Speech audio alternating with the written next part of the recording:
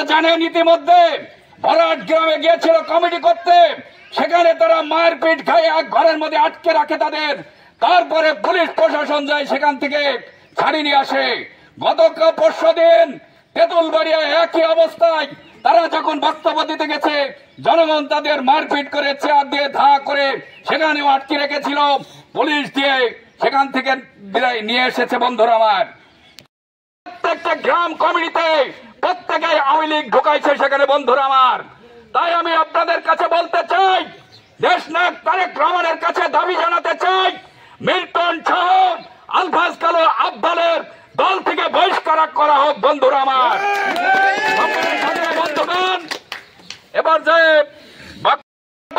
কি করে এই বিএনপির কমিটি তুলে দেওয়া হয় যে তাকে করতে দেওয়ার সুযোগ দেওয়া হয়েছে। বন্ধুরা আমার, তাই আমরা তার প্রতিবাদ জানাচ্ছি, এদেরকে দল থেকে বহিষ্কার করা হোক।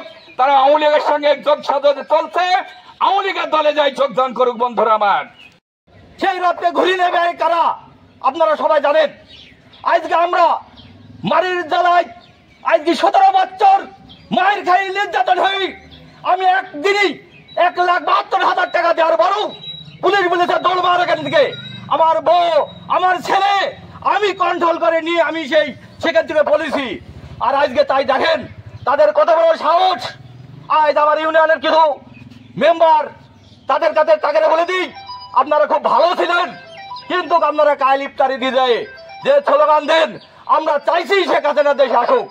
আমরা তো শেখ হাসিনাকে বাইন্ধে রাখিনি, তালি শেখ হাসিনার ভয় কেন? শেখ হাসিনার ভয় নেই, আপনারা এত সাহস দিয়েছেন, তাহলে আপনারা তাদের নিয়ে আসেন, তাদের কি কোলে করে আনতে হবে? জিয়াউর রহমান একবার শেখ হাসিনাকে বাংলাদেশে নিয়ে আইন